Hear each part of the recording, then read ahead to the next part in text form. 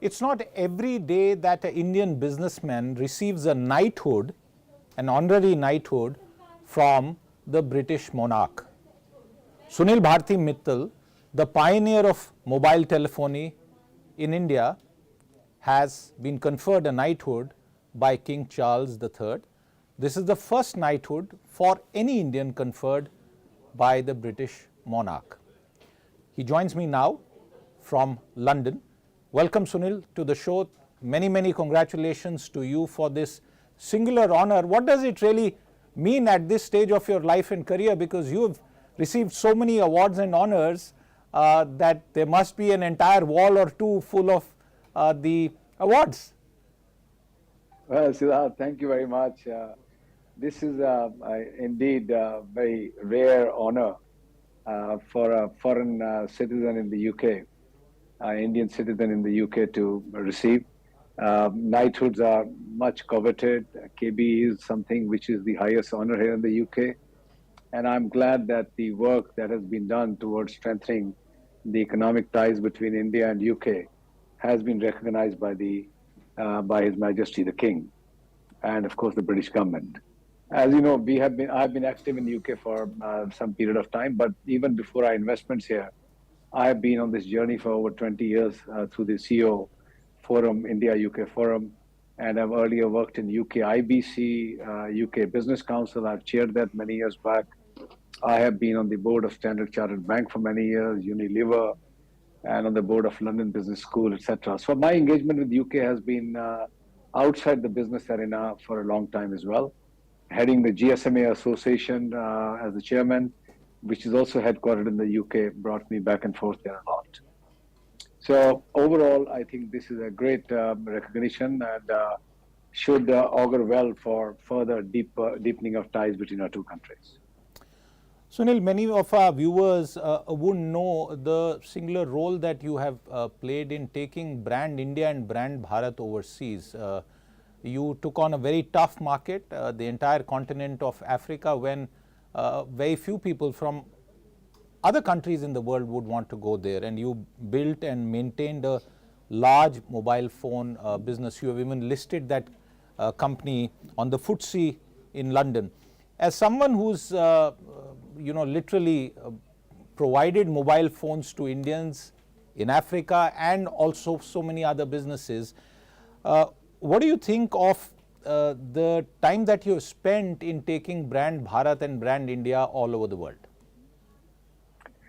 Well, Siddharth, thanks for pointing that out. In my life, building businesses and taking India's agenda globally has gone hand in hand.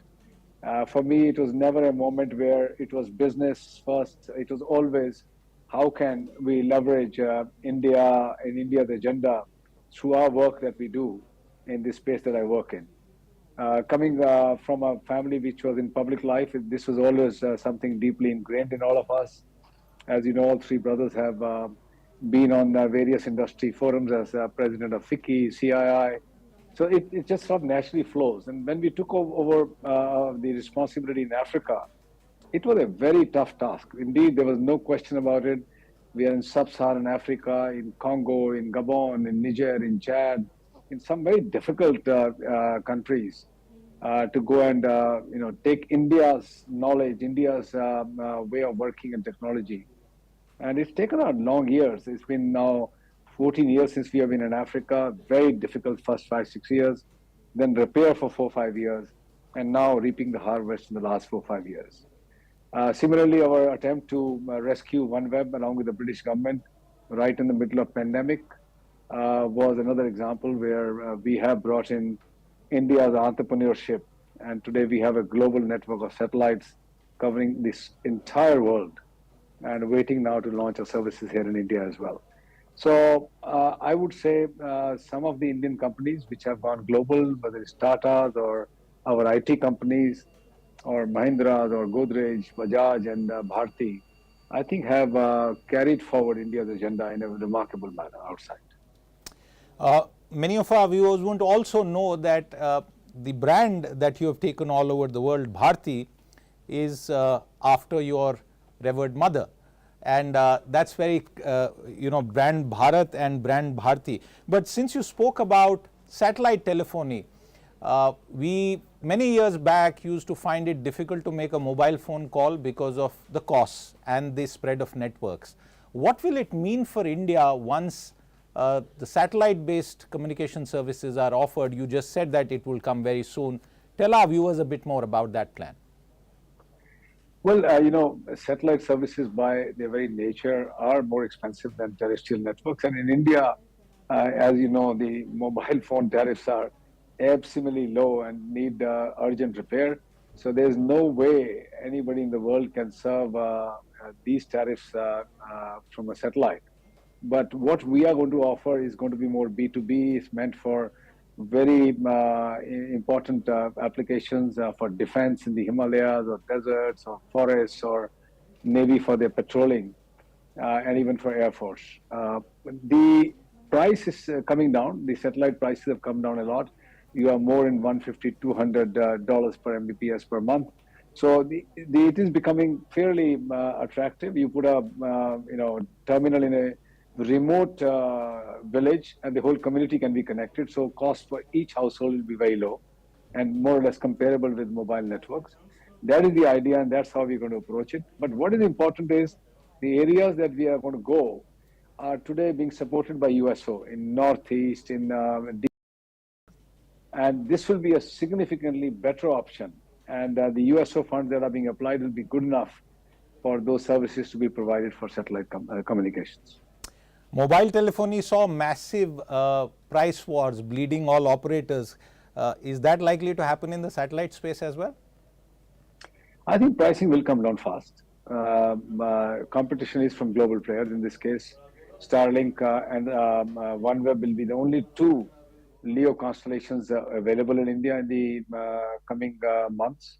And then Amazon is the third constellation, which will come sometime in 28, which will be the third one joining the race. So two providers. Starlink is a very, very powerful and aggressive competitors. Their strategy is going straight to consumers. And that's where the conflict between mobile operators and Starlink is going to be pretty strong. We are bypassing that part. We are going to be tying up with Airtel, Jio, Vodafone to take our services into the dark areas where mobile phones don't reach. So different strategy here. So perhaps one more battle on this business front for you, and you have fought many battles. I know this is not a business interview, so as we wind down this conversation, I want to refer to another remark that you made earlier on.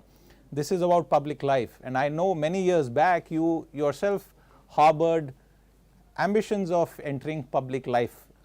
That target seems to have changed. Where does it stand today? Well, Siddharth, I fondly remember our conversation in Srinagar. This was probably 18, 20 years back in the evening when we had launched in Kashmir. Yeah. So it's a long time back, but no, I do public service hand in hand with my work as a businessman. I work on a lot of issues that the government tasks me to do, whether it's in the US or Europe or UK, Singapore.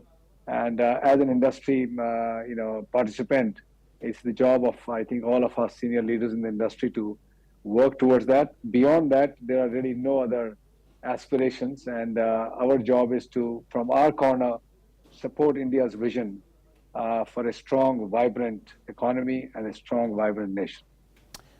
Sunil, what message would you give to your children now after this knighthood in terms of telling them what it really means for the legacy that they are inheriting?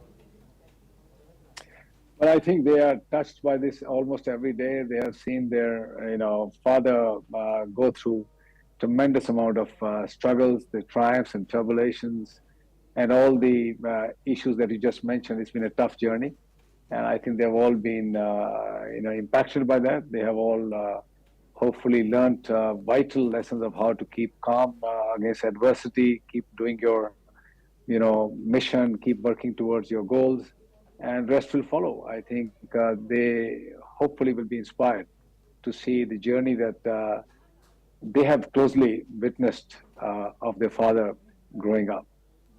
Absolutely, and I can say this to our viewers that I've covered Bharti for well over 25 years, and I can say that in terms of fighting, there is perhaps no other industrialist in India who's had to fight so often, so hard, but he's always come up on top, and that's something that any child can be proud of their father. And I must also get one final comment from you. This is the reason, viewers, that Mr. Sunil Mittal has been chosen as the Business Today Business Icon of the Year. That event and that award will follow on the 9th of March. Sunil, we are looking forward to hosting you there, but a quick message for our viewers: from a knighthood to business icon from Business Today, what will it mean? Well, you've been very generous. I'm grateful for the upcoming award as well. I will be there with you on the 9th in Mumbai. I think the only thing I can say is, for all our young entrepreneurs who are developing their businesses, stay the course, have high governance. There will be issues along the way, but the market rewards good work.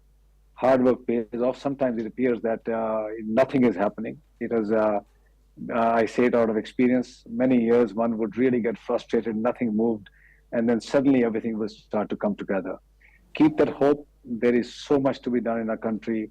Our country rewards good hard work, good ideas, and given the India's stable environment at the moment, both at the political and economic level, there would never be a better time for Indian entrepreneurs, the young ones, to flourish now.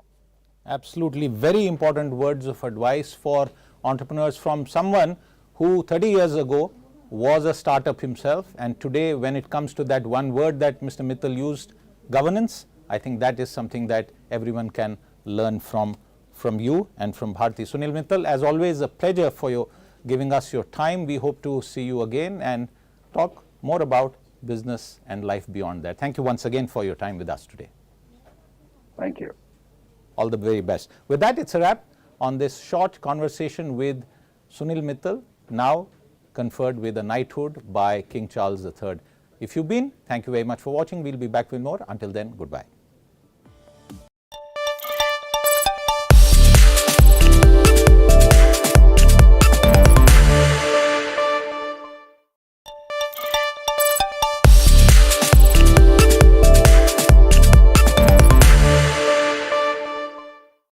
Neeta Ambani is all set to change the